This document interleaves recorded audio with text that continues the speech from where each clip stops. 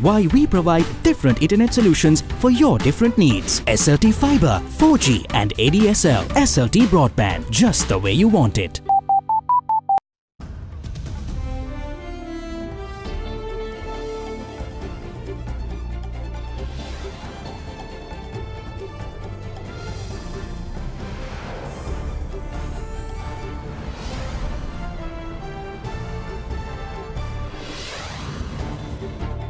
Tonight, tsunami of debt. Governor of the Central Bank, Dr. Indrajit Kumaraswamy, reveals how it would pay off outstanding external debt. The cabinet approved the issuance of international sovereign bonds to the tune of $2 billion. No cause for panic. Prime Minister Ranil Wickremesinghe insists that the new constitution will not be a divisive document. Out-of-use aircraft costing 4 million rupees a day. The Sri Lankan Airlines responds to allegations of having a white elephant in its fleet. Machinations at the SLC. Tilanga Sumatipala warns that the Asian Cricket Council is pulling out of Sri Lanka over policy friction with the government. All this and much more coming up on this Saturday, the 19th of January, 2019. From Other Derana. Smart Android තාක්ෂණයෙන් එන Singer Vista TV එකක් මිලදී ගන්නා ඔබට හිත පිරෙන්න වාසි රැසක් ඕනෑම Singer ප්‍රදර්ශනාගාරයකින්. This is Other Derana First at 9. Live from Studio 24 in Colombo.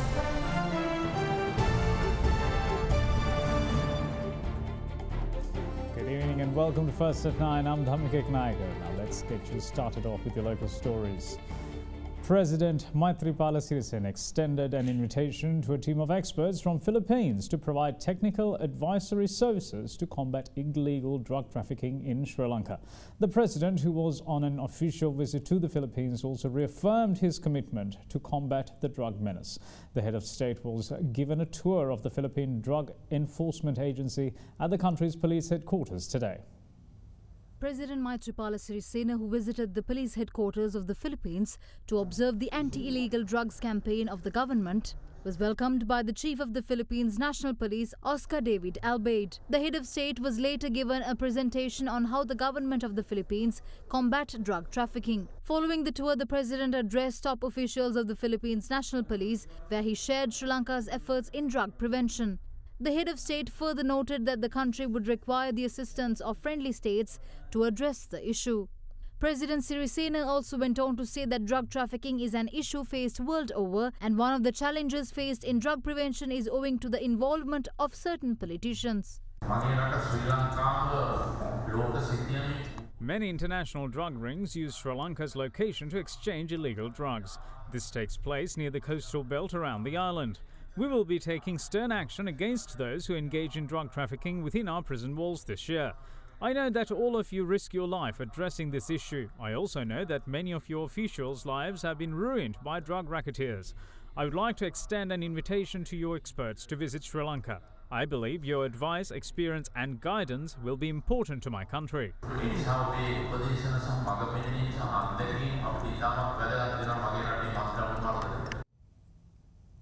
Now, the proposals presented to Parliament recently over the proposed new constitution raised some eyebrows, especially given the fact the reports were not prepared by the appointed steering committee. Now, of course, one of the constant sticking points of the new constitution is the phrase unitary state and how it is interpreted in Tamil version of the document. The government, however, is of the stance that power devolution to provincial councils is a must, while the opposition argue it will lead to a federal state. With all these suspicions and speculation in the air, Prime Minister Ranil Wickremesinghe today once more moved to give assurance that the new constitution will not be a divisive document. Prime Minister Ranil Wickremesinghe participated in a religious event held at the Karaguda Sri Purvarama temple in Yatamalagala of Galle today.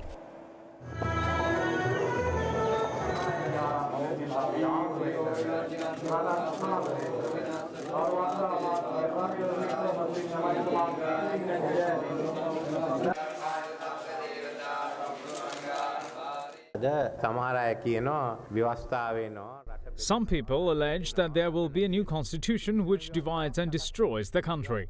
We haven't even prepared a new draft for a constitution, let alone a constitution. The government has not taken any measures. If we bring a draft constitution, we need the 2/3 of the Constitutional Council. We don't know if we have that or not. It should be decided by party leaders. If they decide and tell me that there is a majority, we will prepare it. If there isn't, we will not prepare it. It should not be made a big deal. Mahinda spoke in Tamil during a Thai Pongal event, which is good. He asked to bring a constitution which can be agreed upon by all Sinhala, Tamil and Muslim communities. Can we say those suggestions are divisive to the country? They're not divisive, and why do we call them so? I'm accused of not changing by everyone all the time. They accuse me of clinging to the phrase unitarist state. Former President J.R. Jayawardena got the signature of Rajiv Gandhi saying Sri Lanka is a unitarist state. Even former Presidents Premadas and Wijetunga used the same term. That's why even I use the word. Within that phrase, we can devolve power to run this country. We are ready to support the former president in anything that's done within the term unitarist state, and we can't help if he goes outside it. At this instance, we should act with deep thought while taking the advice given by the chief prelate of the Untitled Chapter.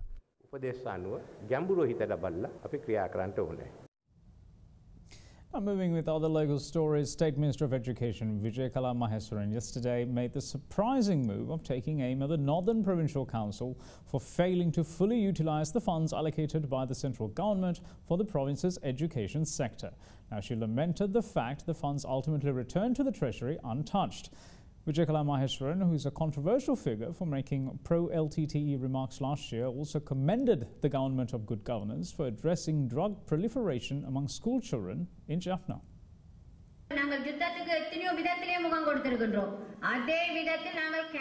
As we have faced the war in many ways, we should also face issues concerning education in the same way.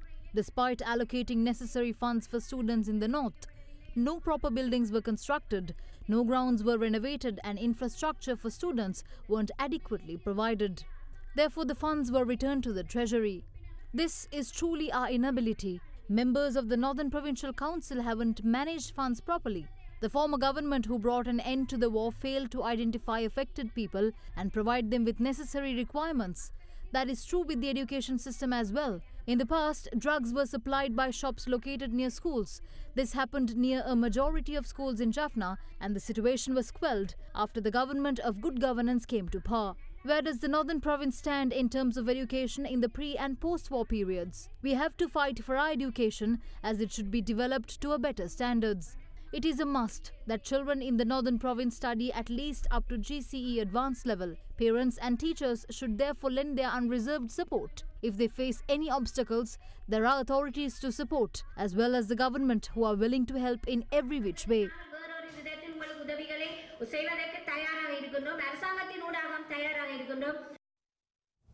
Now, as much as Negombo is known for its beaches, it is also known for its lagoons. But this much treasured national resource has been grappling with a foe, which is becoming more common by the day, none other than pollution. Our humanitarian arm, Derana Nature Force, carried out an initiative which saw the lagoon clean up today in Negombo in cooperation with the Marine Environment Protection Authority and the Presidential Secretariat. Another phase of the 1 million trees project aimed towards protecting the environment was carried out at the Negombo Lagoon. The coastal lines of Porutota, Issawadiya, Oruvella and Kamachodiya saw a thorough clean-up with the participation of many volunteers.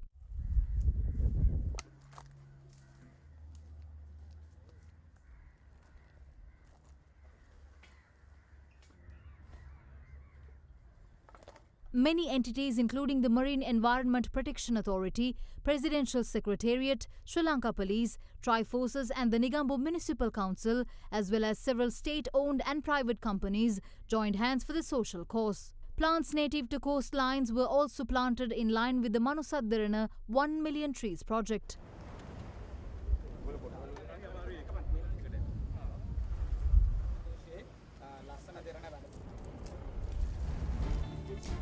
Now we got the recent engagement of Sri Lanka with the IMF on the other side of this break. Stay tuned.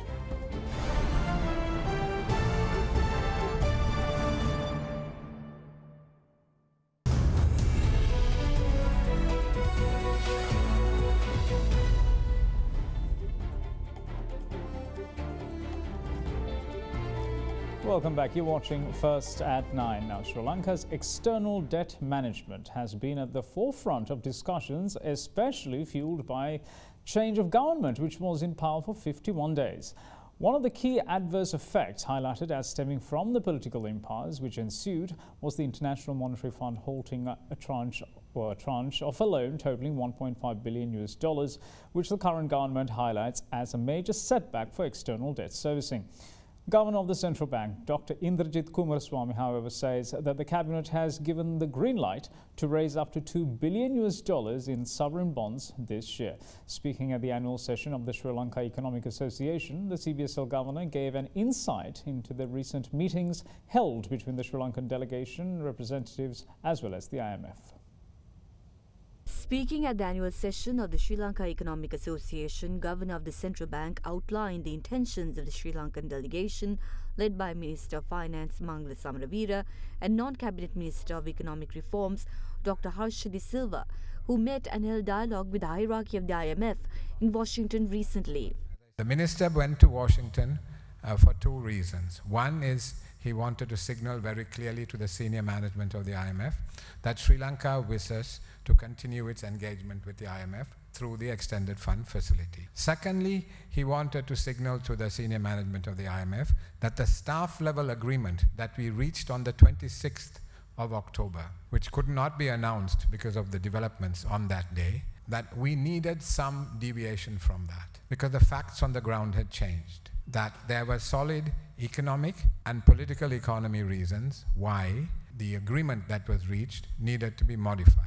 And the main issue where the minister was looking for modification was when it came to the fiscal targets. He wanted more fiscal space, and he also wanted some fiscal space to strengthen the social safety net. The IMF agreed to be flexible, but how flexible, we do not know. In mid-February. They're coming in mid-February because they want to make an assessment of the data as at the 31st of December.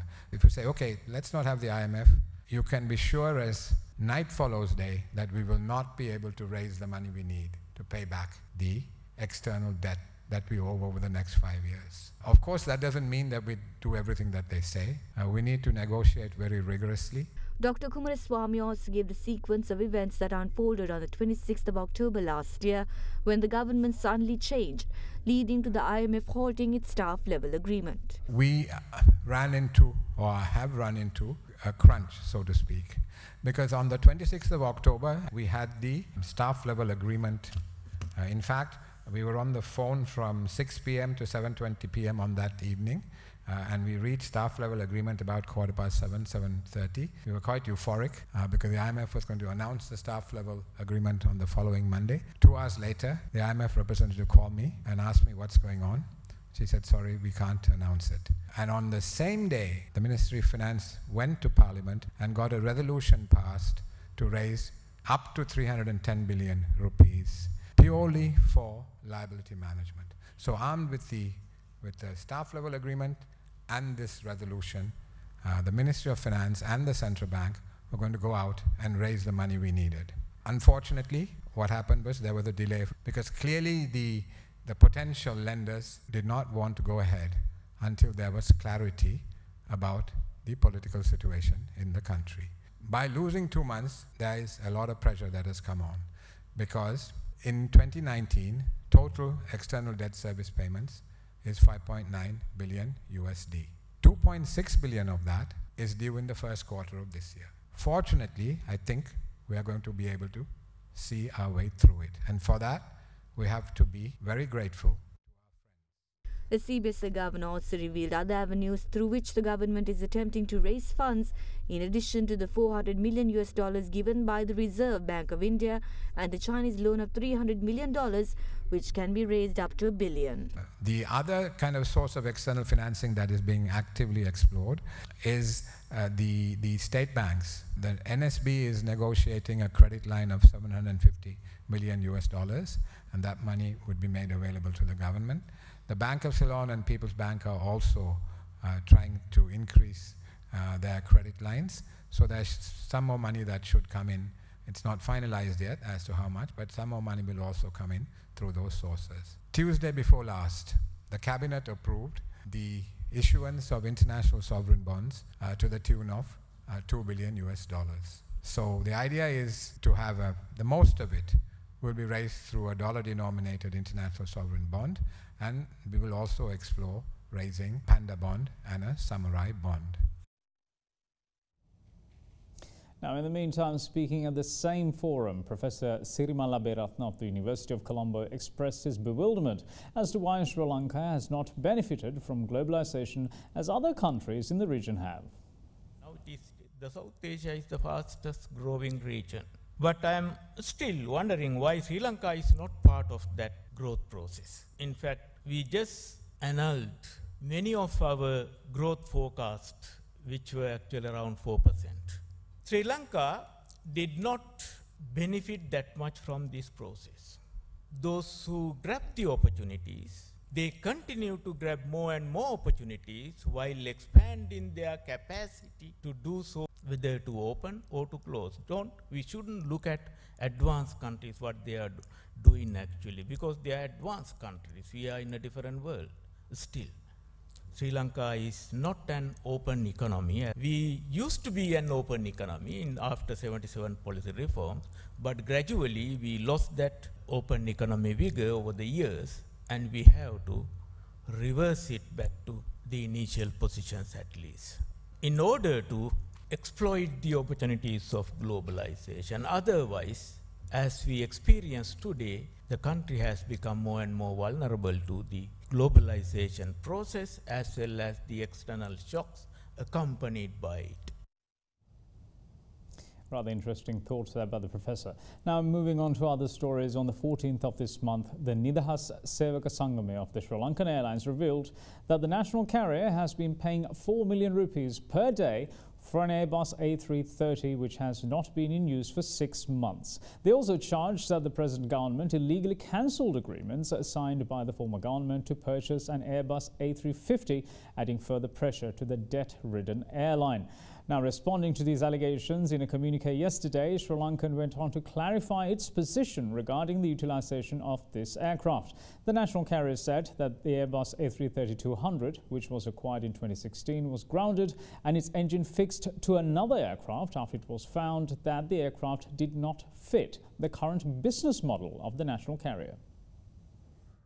According to a communique by Sri Lankan Airlines, the Airbus A330-200 aircraft was acquired in 2017 as part of the conditions agreed to between the previous management of the airline and Aircraft Leases AerCap as a settlement against the cancellation of the order of 4 new Airbus A350-900 aircraft. However, Sri Lankan Airlines went on to say that the cabin configuration of this aircraft, which was manufactured in 2009, is not suitable for Sri Lankan Airlines operations, having many seats and minimum space between seats in its business class cabin.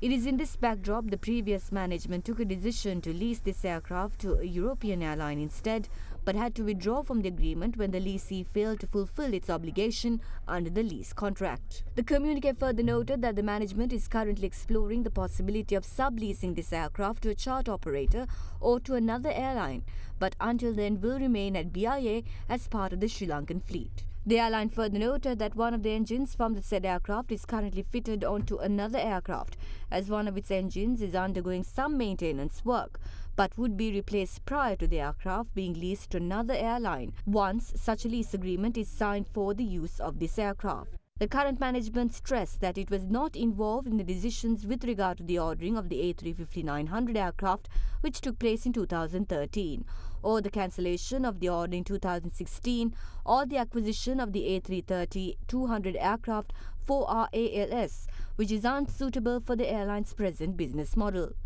The cancellation of the 4 Airbus A350-900 leases executed under the former management was one of the most controversial decisions ever taken in the history of the airline. Due to the termination of the agreement, the airline had to pay a termination fee of $146.5 million.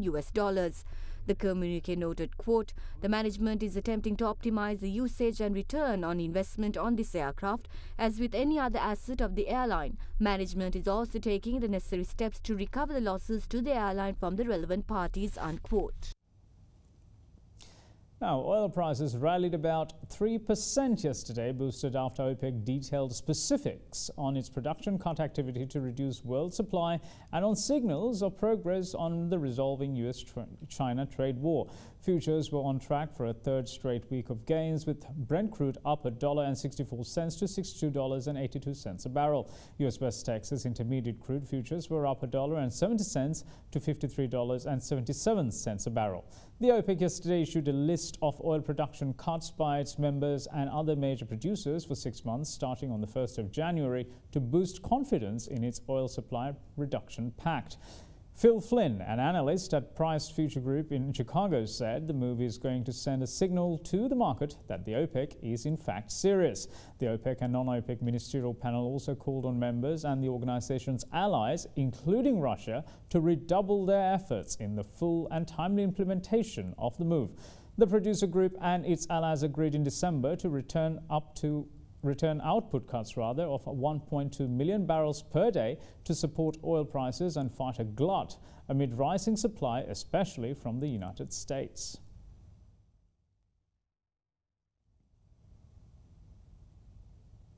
Now to a topic you just simply can't get away from. Former British Foreign Secretary is the latest in a series of high-profile political figures to air their thoughts on the way forward with, yes, you guessed it, Brexit. Former Prime Minister Gordon Brown was of the view that the government must extend Article 50, which would give Britain an extra year, while another former Premier, Tony Blair, was adamant that leaving the EU without a deal in place would do more harm to Britain than it would to the EU, labelling the stemming effects of it as catastrophic for Britain. Former Mayor of London, Johnson, meanwhile, insists the way forward lies at the negotiation tables in Brussels. Former British Foreign Secretary Boris Johnson yesterday gave his thoughts on what's the best way to move forward with the UK's withdrawal from the European Union, given the current parliamentary position on PM Theresa May's Brexit deal. Addressing factory workers, Johnson insisted that Britain must go back to Brussels to renegotiate a Brexit divorce deal without a backstop plan to avoid a hard border between Ireland and Northern Ireland. Britain is due to leave the EU at midnight on the 29th of March, but the British Parliament has overwhelmingly rejected a withdrawal agreement Prime Minister Theresa May negotiated with the EU. Expectations are rising that London will need to ask for more time to agree its own position on the terms of its exit. Johnson, who resigned as Foreign Secretary while opposing May's proposed deal, doesn't seem to be a fan of buying more time. And so now is the time for us to go back to Brussels, fortified with the emphatic, resounding mandate of Parliament, and demand real change to that backstop. And this time, we must mean it so that Britain can get out unilaterally. All this vacuous talk of extending Article 50 is dishonest, but of course it's also weakening our negotiating position once again. I think it would be absolutely preposterous if we were to find ourselves now obliged to pay yet more to recruit candidates for the next elections to the European Parliament, simply because we haven't got on with leaving the EU. And I think the public would have the strong and altogether justified impression of an elite conspiracy to thwart Brexit. To extend Article 50 now would do nothing but erode trust in politics. Now, over 20 people were killed and many more were left injured yesterday when a ruptured pipeline exploded in central Mexico as people were trying to fill up containers.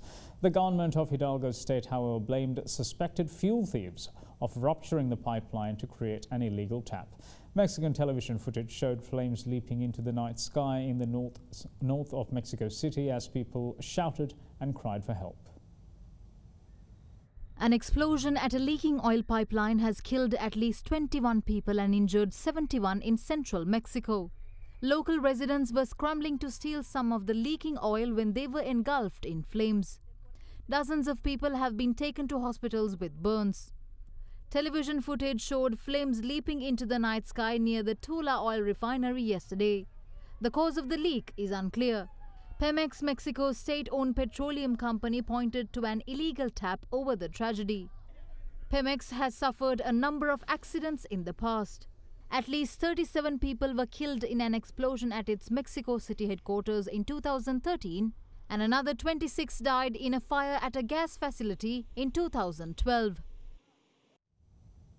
As the government shutdown enters its 28th day, President Donald Trump plans to offer Democrats another proposal to end the shutdown when he addresses the nation from the White House, what officials are describing as his third offer to end the shutdown. International media reports say that Trump's idea is to put something on the table to get Democrats to negotiate once more.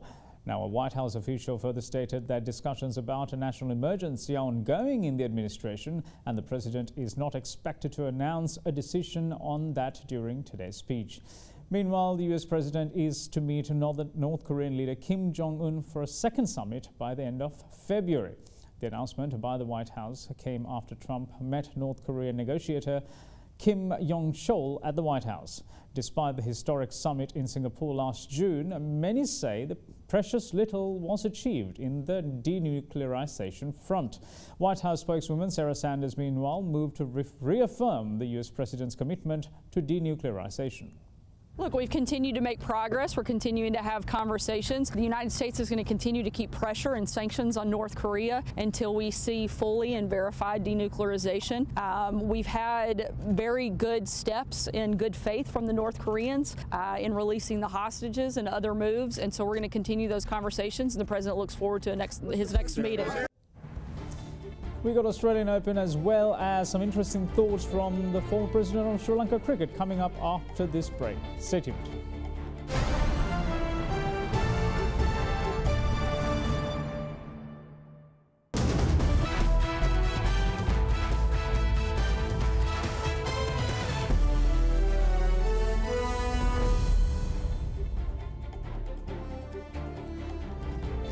Welcome back. You're watching First at 9. Now, former president of Sri Lanka cricket, Thelanga Sumudipala, yet again ruled himself out of the running for the top spot of the country's cricket governing body as he is fully invested in politics.